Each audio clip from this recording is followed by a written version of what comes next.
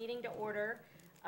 Next, we have the consent agenda. So I would like to ask firstly if the council members, we have two items, approval of the regular minutes and a resolution for the pedestrian bridge in the government center parking lot. Does anybody want to pull either one of those?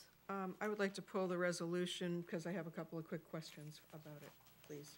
Well, since there's only two things, you just want to, Can Talk I about- just ask the questions Yeah. and then we can approve the whole thing? Yep. Okay, wait, we got to take public comment first. okay. Public comment on consent agenda items. So if you'd like to speak on the minutes of April 4th or the resolution for the pedestrian bridge, now would be the time. Please take this podium over here, state your name, you have 3 minutes. Anybody on consent? Okay, seeing none, go ahead. Okay. I have a couple of questions with regard to the pedestrian bridge resolution. In there, it states that if the commercial facility closes, that public parking would be left accessible to the facility for 2 years. And I have a question of why we wouldn't close that off if the facility is closed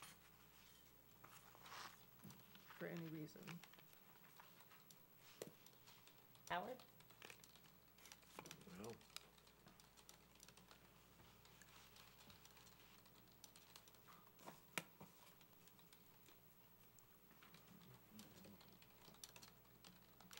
I don't know, Mikhail? Which paragraph are you reading from, Councilmember? I'm trying to find it in here. No,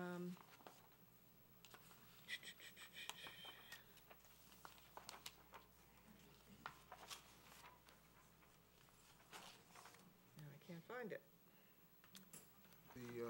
There is a, Oh, here we go. Should such real property cease to be used for the stated purposes for a continuous period of 2 or more years, this easement shall automatically terminate. Upon the termination of this agreement by any cause, Punta, Gorda shall have the right to require, and upon demand, 321 Dynasty shall be obligated to remove all improvements in the easement and restore the easement area to its pre-existing condition. I guess we're saying if somebody else takes it over, then the pedestrian bridge is there for their use too. no, I don't, the intent, Howard, was that,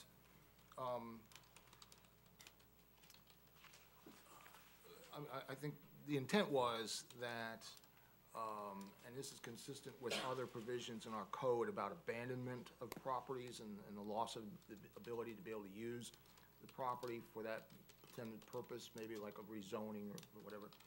So that they're given, 2 years of continuous non-use for this agreement to terminate. Once it's terminated, we could demand that the improvements be removed and the property restored to its original position, or we can just leave it the way it is. So we're not giving them 2 years to beyond the termination, 2 additional years to do anything they want to do with that parking. So in other words, if another business of any kind would move in, they would have the allowable use of the parking lot just as the restaurant will? Yes. And what if it is a non-commercial use? Well, it's the use that was intended by this agreement, which is a commercial use. Okay, So if that commercial use ceases for a period of 2 or more years, then this agreement terminates. That's not to say that we couldn't then enter into a similar agreement with the successor. I understand that, but I guess my question is, if for any reason the restaurant were to close and it went back to a private residential use for the facility that is being constructed, are we going to allow tenants who may occupy that building the use of the parking lot as well? And overnight parking, which we don't really want to encourage, I don't think. If it reverted back to residential use, then that's not the use that this was intended to serve. So it would be closed off. Correct. The idea being that a commercial use is something that benefits the community as a whole. Right. And that's why the community is willing to enter into this agreement, because there is benefits to the community as a whole.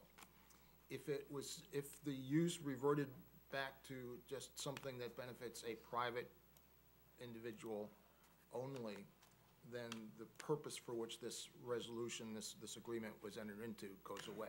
Okay, And so should the benefits that were associated with it. okay. So this is an agreement between the city and 321 Dynasty, so if they no longer exist, then Well, it would apply to their Right. successors and assigns. If it's another if commercial assigned, use. yeah. Yeah, mhm. Okay, Yeah. okay, that was my main question. Are we going to be allowing overnight parking in that parking lot for other people? What do you mean for other people? For anybody else that would ever want to leave a car there overnight? Is overnight parking allowed there? Well, we leave our city vehicles there. Well, those are city vehicles. I'm talking about non-city vehicles. I'm just curious. Somebody asked me that question as well. We would have to pass, if we didn't want it, we'd have to pass a resolution and say no overnight parking, correct? Yeah, this does not change the It use of doesn't the, change anything. of the current parking lot. Okay, all right, that's all I had. Okay. Thank you. Any other questions? Move approval of the consent agenda. Second. We have a motion, and a second to approve the consent agenda. All in favor? Aye. Opposed? Carried unanimously. Okay, next we're moving into our regular agenda. So this would be the time, citizens' comments on regular agenda items only, which would be the award amendment number 26 to Weiler Engineering, Punta Gorda at a Crossroads presentation, continued discussion of the ban on parking on the grass in Gilchrist Park, and then we have boards and committees. So if you would like to speak on any one of those items, now would be the time. Take this podium over here. You do not have to be sworn for this portion. You just need to state your name, and you have 3 minutes. And you can form a line. That would be great. Hi, MJ Atkinson. I'm just here to put formally on the record that myself and many other moms and families in the area are against changing the ordinance regarding parking on the grass at Gilchrist Park. It seems like a non-issue to me. I feel like, I don't know why we're still discussing it, but it's a safety issue. There's already an incident on the record where a child was almost run over. There are no other parks. I don't understand why this is an issue, why people would be parking on the grass at a public park where children are walking on a public sidewalk. 15 to 25 families over at Gilchrist Park right now for moms and tots who are behind me and who have the same opinion, who just can't be here because they're with their kids or otherwise working at schools and have jobs. So I'm sure there are more people here to speak besides me, but I have people behind me who agree. So would suggest that we do not change that ordinance. Thank you. Hi, I'm Sheila Yeager. I'm a resident of Punta Gorda. And as the previous speaker, I'm against parking on the grass in Gilchrist Park. I haven't been a fan of a lot of the changes that have been made to Gilchrist Park, but I understand where the city has been going with it. They have now made going for a manicured, formal, more formal park that has a visual impact. And I don't know of any other gem of a waterfront park, which no matter if you approve the changes or not, it's still a gem of a waterfront park. I don't know of any other waterfront park that is subjected to the kind of abuse that parking on the grass has. That's what you have in a sports park where people come and gather to watch a baseball game or something like that. It's not for a gem of a waterfront park that has been designed for formal visual impact. Thank you. Thank you. My name is Margie Blackwell, and I'm here to speak about the parking at Gilchrist Park. I sent all the council members a letter stating my position. I, along with you, love this city and have lived in Charlotte County since 1972. I think that we have a beautiful, beautiful little city here. It's charming, it's on the waterfront. I also think that there are other charming, beautiful little cities with waterfront. What makes us unique is I can't name another one that has anything going on in their parks like the Punta Gorda Guitar Army on Tuesday and Thursday evenings. It's a tradition that started about 30 years ago. The things that have come out of that have been so positive, and I do appreciate your dedication to improving our city.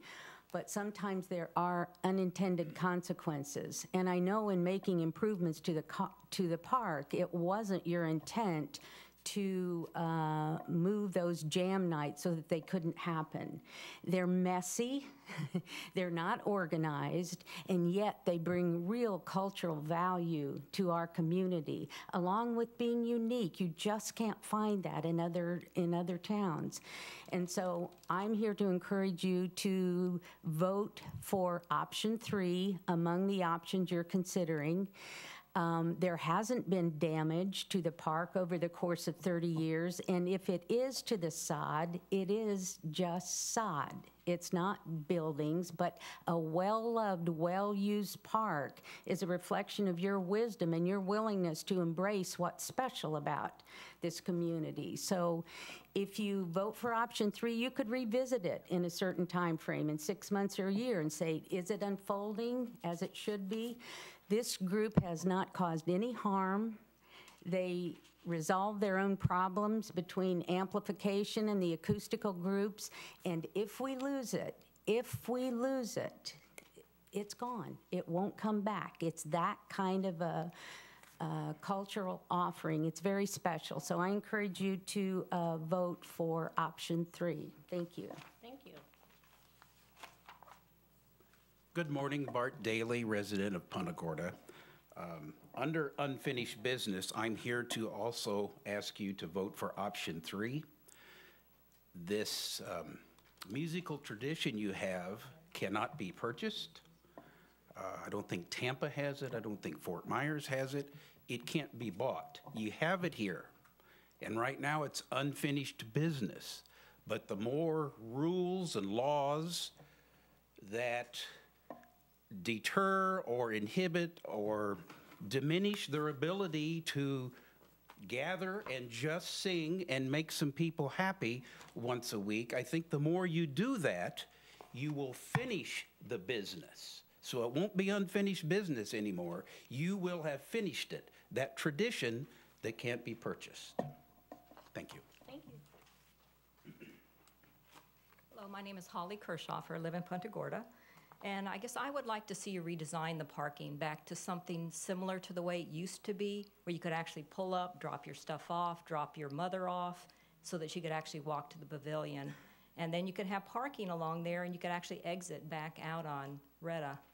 So it seems like a pretty simple thing to redesign it back to the way, something similar to the way it was, and add extra parking, and that would solve a lot of the problems.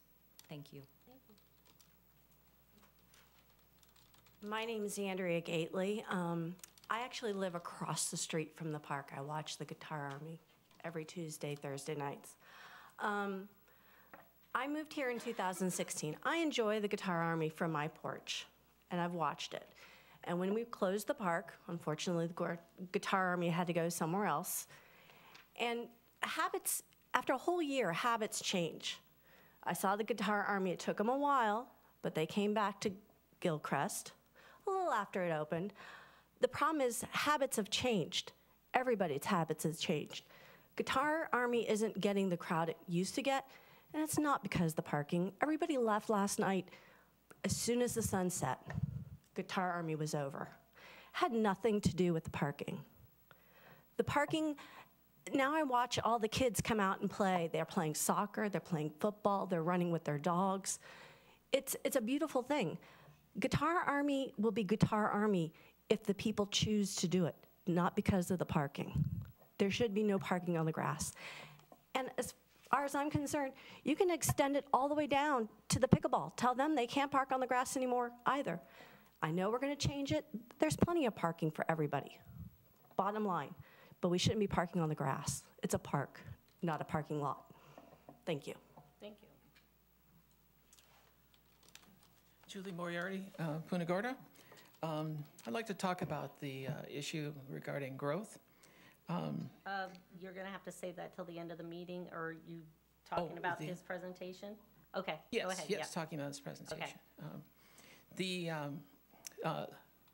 We often hear, when I moved here, prefacing comments that we've heard about no growth, no more businesses, no more job opportunities, things like that. What about the people who were born here, who were raised here, went to school here, have all their family and friends here? What about them? What do we tell them? Upon graduation from high school or college, do we hand them a diploma and a bus ticket and say, come back when you've made it? This city should be more than just a reward for a life well lived elsewhere. We need to provide for all of the citizens here, especially those who are born here and this is the only home they've ever known.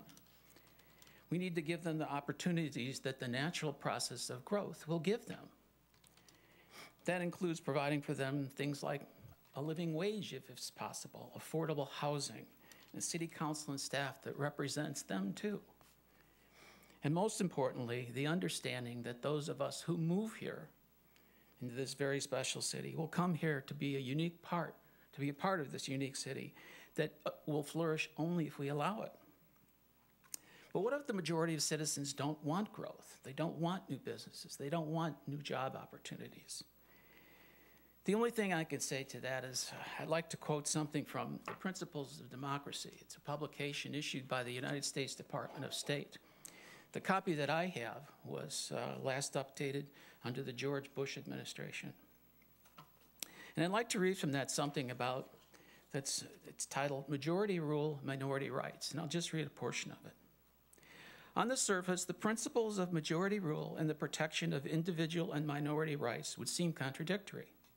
In fact, however, these principles are twin pillars holding up the very foundation of what we mean by democratic government.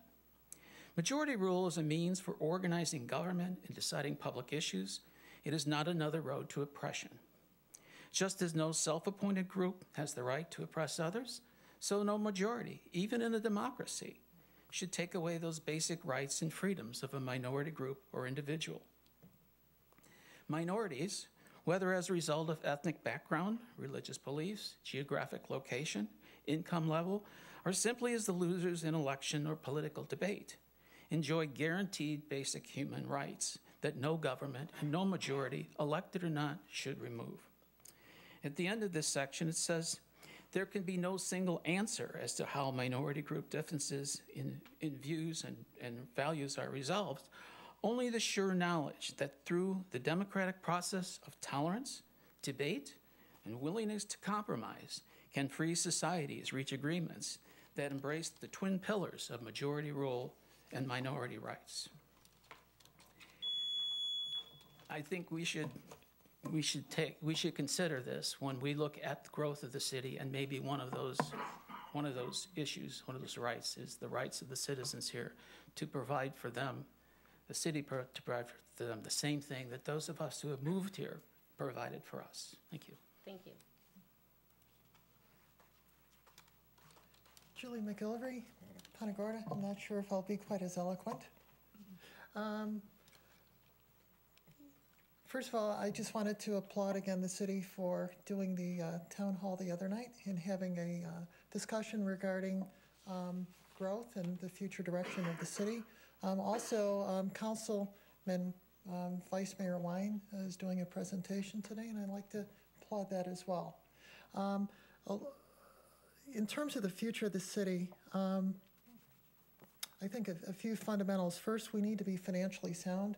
I'm concerned that the next hurricane that comes through, FEMA may not be as flush with cash or his willingness to come to our aid. So I think we have to be on strong financial ground. Along those lines, it was said the other night that we're essentially a 55-plus community. The inflow of residents will take care of the problem. That's really not true, because when you look at, it's really a double-edged sword, because the inflow of people also means a grand exodus every April and May when all the snowbirds go back home, and then the city sits half empty for 6 months of the year.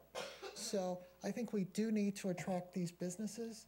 I think as you're working into your phase 2 with Aqua, that you give serious consideration towards what types of businesses you wish to attract as a city.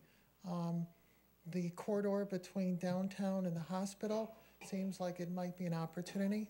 That's as important, I think, and as a whole as is downtown. But perhaps the city council can look in phase 2 to work with consultants to determine what is our special niche, what types of businesses are we going to go after? Is it going to be tech, the marine business, ecotourism? What's the future direction of the city? So just wanted to lay that out there and say thank you very much. Thank you. Hi, my name is Janice Chupka, and I live in the Historic District. Forgive me, I am so nervous.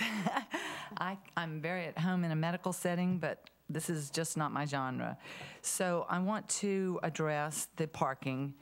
I hope some of you got the video that I sent you. I want you to know that from our family's perspective, it's absolutely lovely. The park is beautiful. So with that said, we don't think anyone should park on the grass. We waited for over a year for phase 1. I don't understand why people can't wait for phase 2. I mean, really, there will be more parking.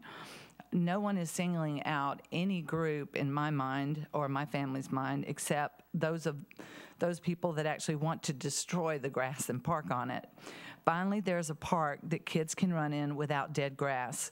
And let me tell you, with that dead grass, my kids couldn't play. Other kids couldn't play because you get burrs that occur on your pants, in your hair, etc. It was terrible. Also, the grass was dead because the cars parked on it. Finally, there's not a mud pit either. Let me just tell you, after the cars would park and the rain would come, there was so much mud there, it was unbelievable. The other thing is that there's less standing water. So guess what? Less mosquitoes. I can actually walk out there and I not get attacked. So when the cars park there and destroy the grass, it causes little divots of lots and lots of water. So that needs to be addressed if that does happen again. Also, that's why it's called Gilchrist Park, not Gilchrist Parking Lot. You took the time to sod that grass, and it is so lovely. And we're not just discussing it as grass, but it is now a sodded area that is actually a lawn. And lawns you should take care of. And the definition of lawns are a place that is used for aesthetic and recreational purposes in a park. And so that's what you have. So no one should park on the grass. I respect and love the Guitar Army myself, but my husband, I hope, like I said, got the video where the kids were playing on it. There were plenty of parking spaces out there. So the other thing I want to address too is they're saying that it's been a history for them to park on the grass. Well, when I came to Florida as a young girl, I could park on the beach. But they stopped that in almost all the beaches except for, I think, Daytona now. And the reason being was because it was destroying the beaches. So, yes, I don't like to drag all my stuff either. But you know what? People that can't walk or have problems, there are wheelchairs, there are walkers, and there is an area where you can drop the children off. Last but not least, my husband could not be here, and he wanted me to read something. So I'm just going to read you. This came from his heart as well. My family lived here before the park was renovated. It was a shamble after cars parked in the grass. So my time is up. I won't keep going. But he did want to say that there was a medical aspect that people are saying from walking. Parking in the grass would again cause trenches and uneven surfaces that would help increase fall risk for the elderly. And this is signed by him, Dr. Paul Chupka, as a medical expert. Thank you. Thank you. Anybody else? Make your way to the podium, please. Morning. My name is Chip Wasp, Punta Gorda Isles. Came here in 1972, got my first driver's license. There was one bridge, and it was a drawbridge. So I've seen a whole lot of changes down here. The joke back then was we roll up the sidewalks here at 5 o'clock because it was a very small town, mostly fishing. In any case, I've since both my daughters graduated from Charlotte High, and we just love this place. I think that the first thing they did when they graduated college was go somewhere else. I find that sad. I think we need some type of additional culture here. I think that has a lot, Sarasota draws a lot of people because they have a lot more cultural events going on. I see progress here and I love it. So my point is that I'm trying to get to is the parking situation. Obviously, there is a parking problem. When Carmelo's opens up, it's going to be worse. When we, I guess the cul-de-sac was changed to no parking. I don't know if that increased or decreased the parking. I just remember when we used to drive in at Christmas time and they had all the big postcards there that local businesses would sponsor. That's probably not going to occur any longer. So, you know, since 1972, I don't believe there have been too many accidents of kids being run over in the park. Obviously, that would be a concern of mine, but I don't think it's really happening. Additionally, you know, I'm afraid with this parking ban and then issuing tickets, it's open the door to a slippery slope. For next thing you know, there'll be a meter there, and you have to put a ticket on your car to park, like Sanibel when you go down to the beach at Sanibel. So I would be afraid of, you know, additional regulation that way. The Guitar Army is great. It's a obviously loose-knit organization, so not really even an organization, group. And we have fun playing. And I think that I have friends that come down from Sarasota and Tampa just for this, you know, just to jam a little bit and listen. So to somehow stifle that, I think, would be detrimental to the whole community here. And, you know, I'd like to see somehow that incorporated. I don't really think that people parking on the grass is going to kill the grass that much, although I do admit there could be divots. There are many events where you have vendors on the grass, so it just happens. In any case, I would like to do whatever we can to continue the Guitar Army. It's a unique thing that other cities don't have. So I'm for working with the Guitar Army and parking. Thank you. Thank you. Mayor, could I just reference the police report where? No, not right now. Sorry, you had your 3 minutes. We all have a copy of it. Thank you. Good, I just wanted to make sure. Hi, Michael Hamans, and if you'll help me with this for a minute.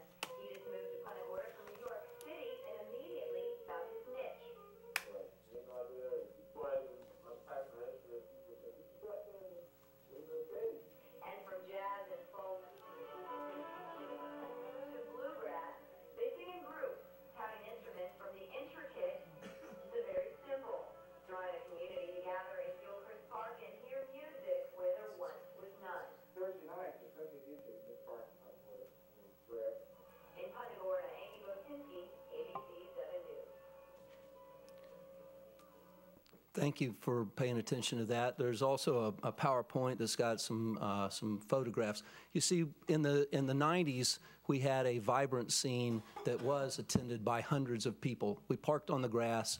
There was very little problem. Nobody was run over.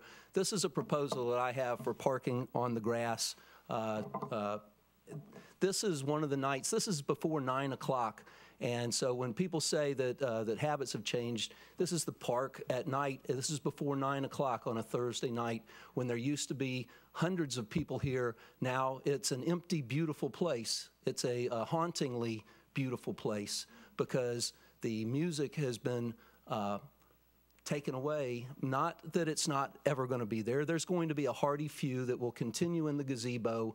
But I was there. This was around 6:30 the other evening, and I got there, and I'm parked in front of Bill Crosland's house. He happens to be in rehab, so I knew it wasn't impacting him.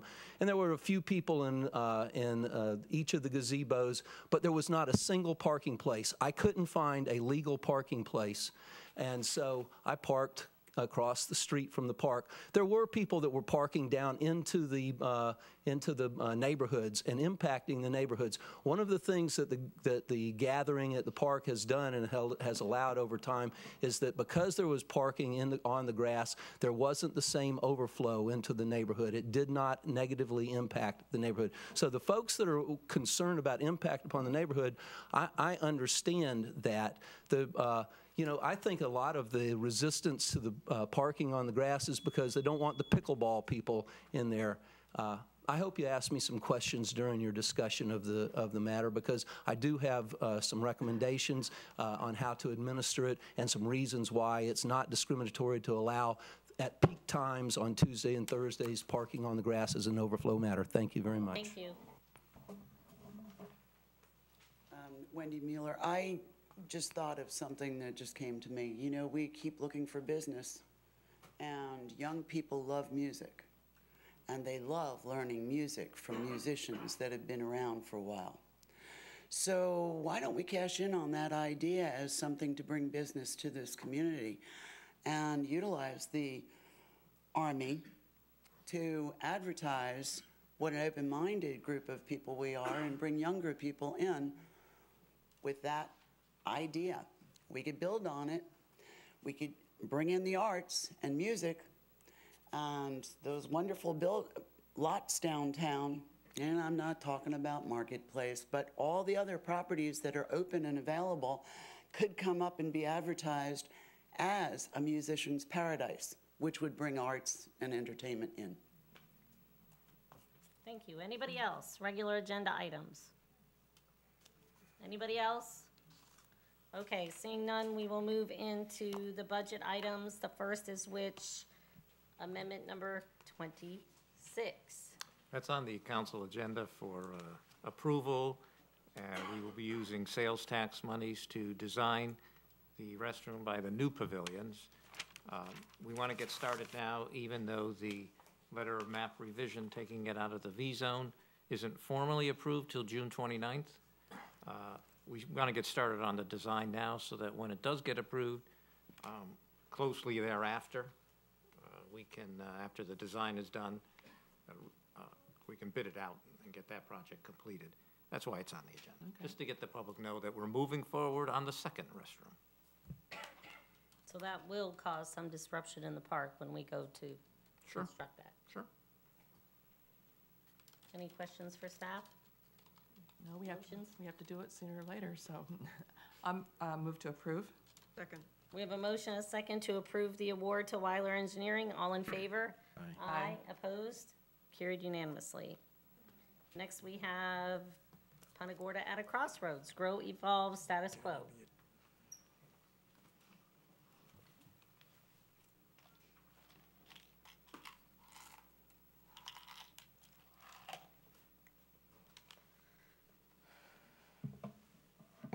Hi, guys. Okay, so first of all, I want to emphasize this is not a presentation. It'll appear to be a presentation, but it's just an opportunity for me to express in a more formal manner some ideas that I have with you folks, and hopefully will solicit a little bit different form of conversation than we sometimes have. We're inhibited because of the sunshine laws that we can't talk among ourselves a lot, except when we're in this forum.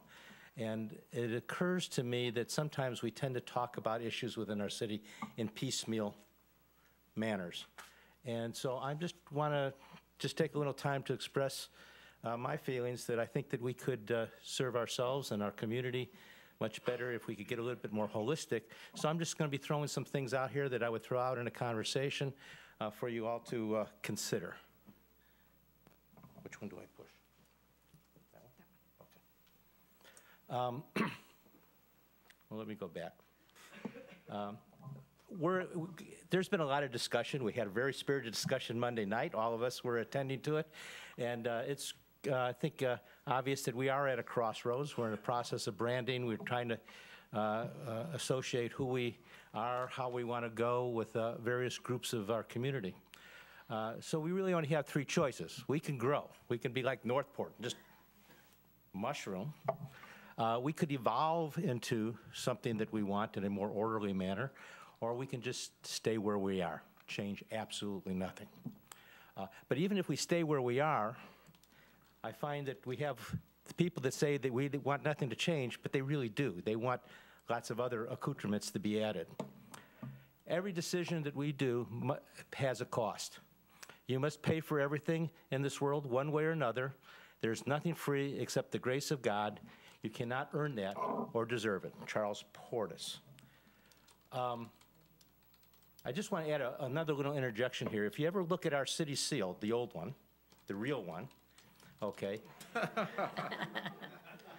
I asked Howard this question the other day, and he said it's Latin. But what it means is it means prosperity and health. And I think that's really what we are, and I think that's a common denominator that we want to keep as a community, at least from my perspective. So I'm going to have some various points of the conversation. First of all, we need to define where we are now, and I think we have a good idea where we are in some respects, but there's other respects I think we're still a little fuzzy, and we need to define ourselves a little bit more.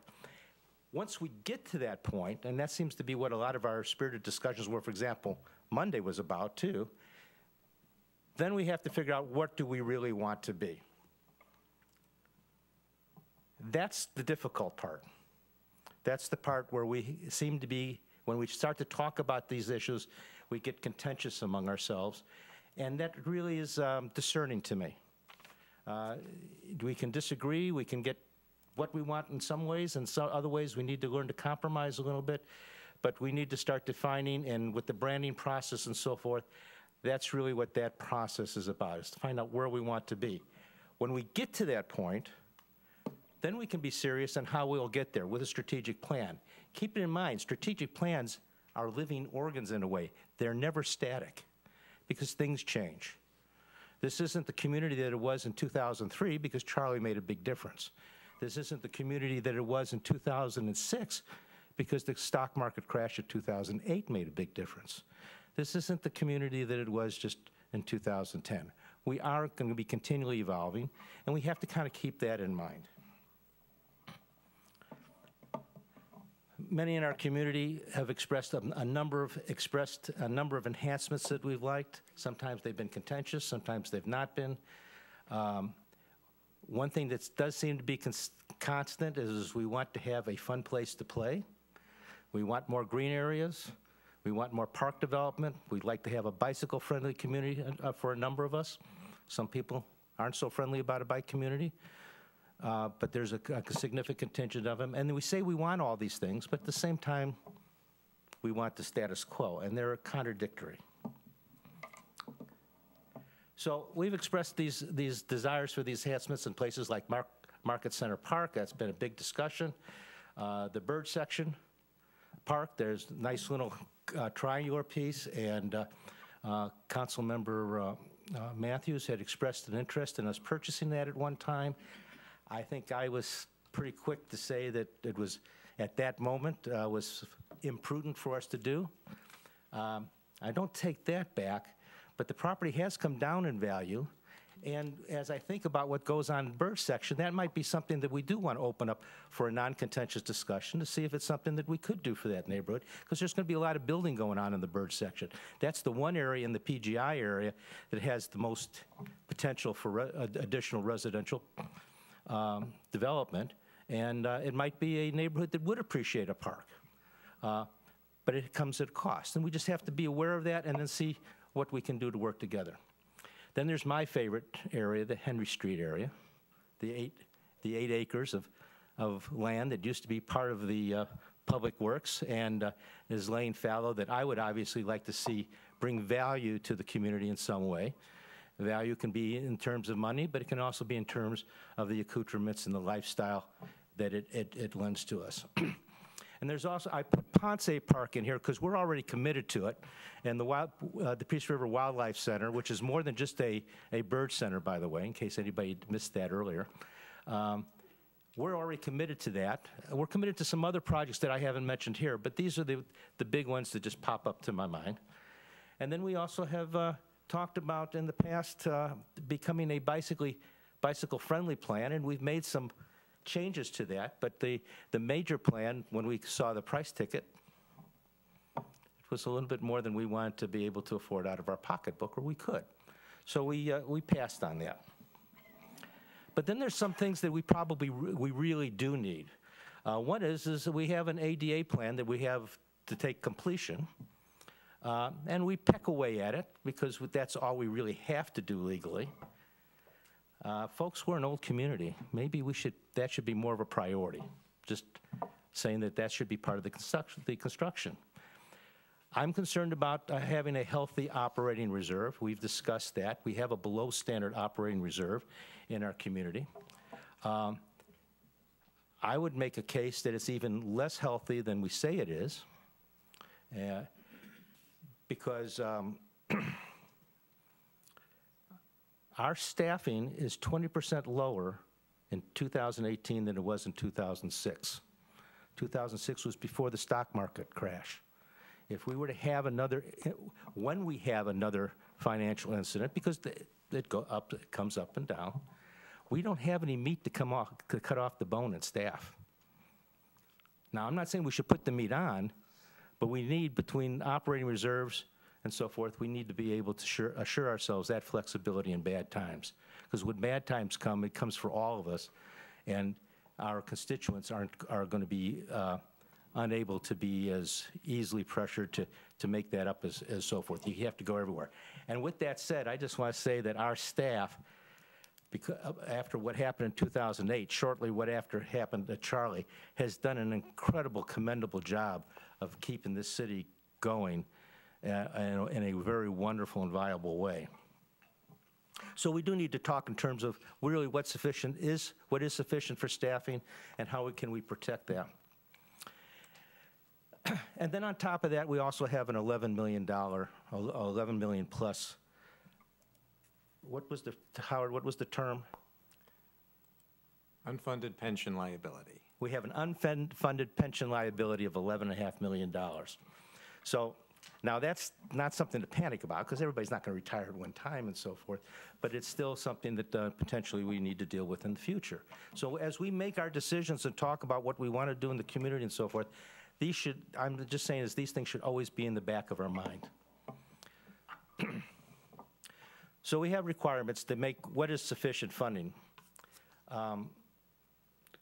When we want to acquire an asset or develop an asset, we need to have a reasonable purchase price for that asset, a funding for the proper development of that asset, and then once we develop the asset, we got to remember that there's also going to be an ongoing maintenance to that. So it's kind of like pushing a big old ball up a hill. That's the challenge. How do we do that? In a number of various ways. So now we have to talk about who we are and what our demographics are. The average age in Punta Gorda is 66.3. We're not a young community. For the county, it's 54.5, right around 54.5%, which means that we're even grayer in Punta Gorda compared to the rest of the county. And when you compare the county that we live in, Charlotte County, to the rest of the United States, we're the second oldest average county in the United States. So we are a gray area. But you also have to understand that 54.5 is skewed because of our age. So the county is, if you take Punta Gorda out of it, it is going to be something closer to the average of 47 for the state of Florida.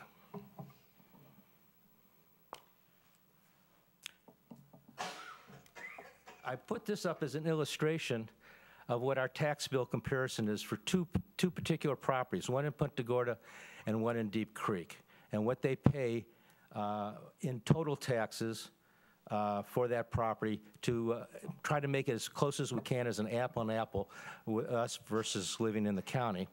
And what becomes very apparent is that we pay lower tax rate for the value of our property than they do in Charlotte County for the same goods and services. This is greatly to the testament of what our staff does for us and the way that the city has been run in a prudent manner. And it's a significant amount. When you do the equivalent, it's almost 15%.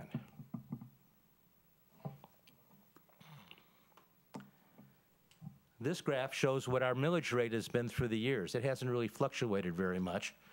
We were running under 3 for a while, and then we had a little blip, and then we've come down. We haven't had a tax millage adjustment when we've gone through our budget for, this will be the 5th year now. That's because we listen to our constituents, and they don't want to pay more taxes. They still want more accoutrements, but they don't want to pay more taxes. And our staff gets very creative and figures out how to make it work. But if we were to take the accoutrements that we want, and we looked at the financials, we're just pushing up the other side of the hill. We're kicking the can down the road. The assets and accoutrements that I just outlined briefly would cost approximately $26 million to purchase the assets and develop them. This is based on some ad hoc figures that I got through our urban design people. We would have a ongoing maintenance cost of about $1.3 million per year to maintain the assets once we develop them.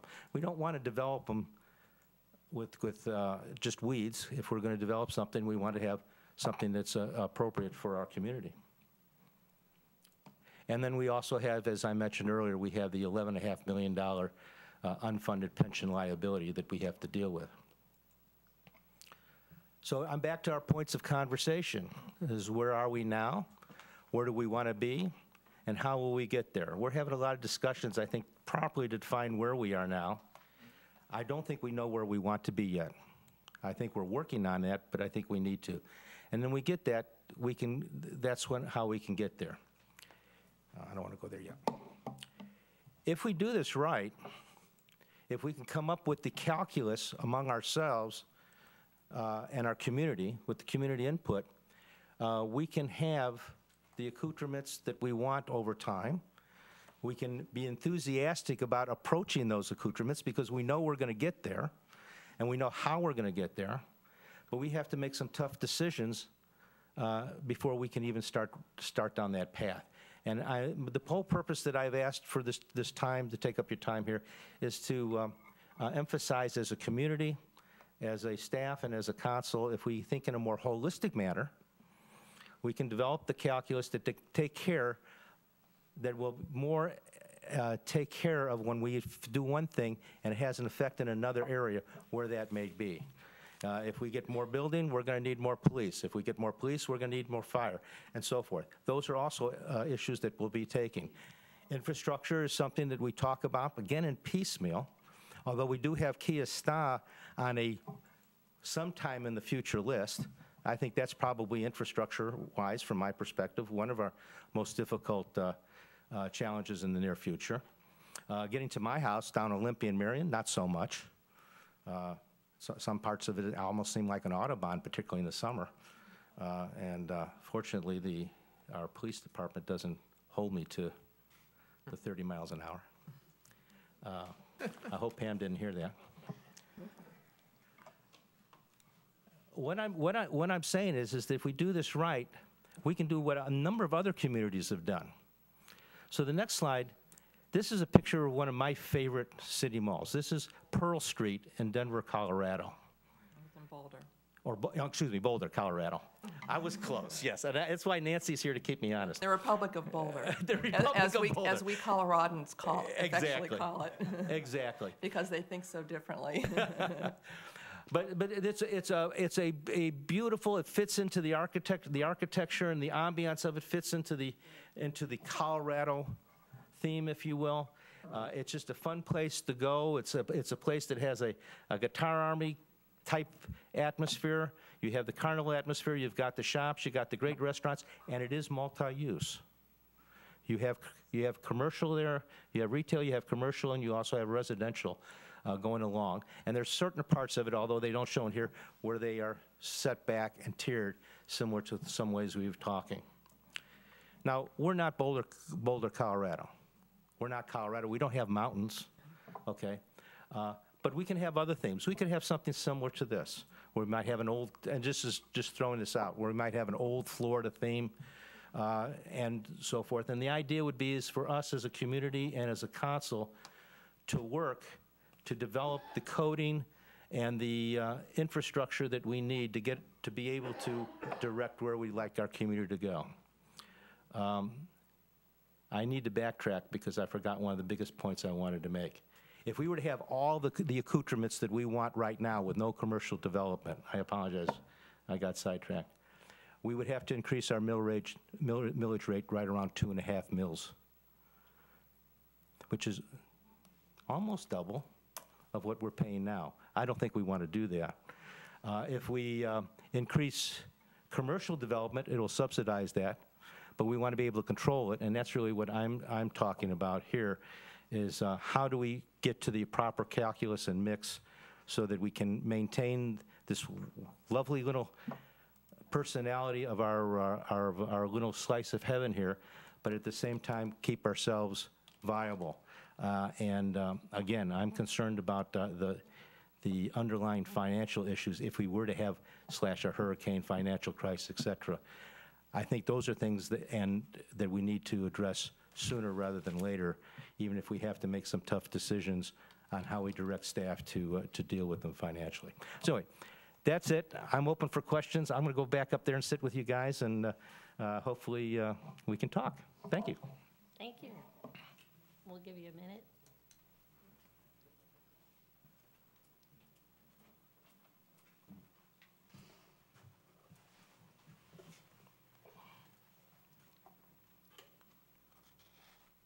Who's going to start? I guess I can. Okay, so when you're saying change codes, I mean, do you have anything specific in mind? Because the places that you showed, I mean, I think and we had a conversation about bringing back Main Street Punta Gorda. And really, Main Street Punta Gorda was to infill existing buildings, kind of what you've shown. Like most of the Main Street cities in Florida have a lot of vacant buildings that they're trying to gentrify or whatever to bring it back to a more modernized, people-centric city. We don't have the buildings. I mean, most of all of what we have is occupied as far as I know. So really ours is a vacant land issue. So when you're saying change codes, I guess I need some more concrete. Well, that's my point. I don't have anything concrete right now. What I have is what concerns me is the contentiousness that we've developed. To give you an example, okay, we were all there Monday and we heard 84 feet, 84 feet, 84 feet. I'm the one that threw it out there. I threw it out there merely because we were having a discussion of 5 stories, 6 stories, 7 stories. I did a little calculation. It said for 7 stories you needed 84 feet. I threw it out there as a point of conversation and said at the same time, I'm negotiable. But it got traction as if it was something that we'd already passed.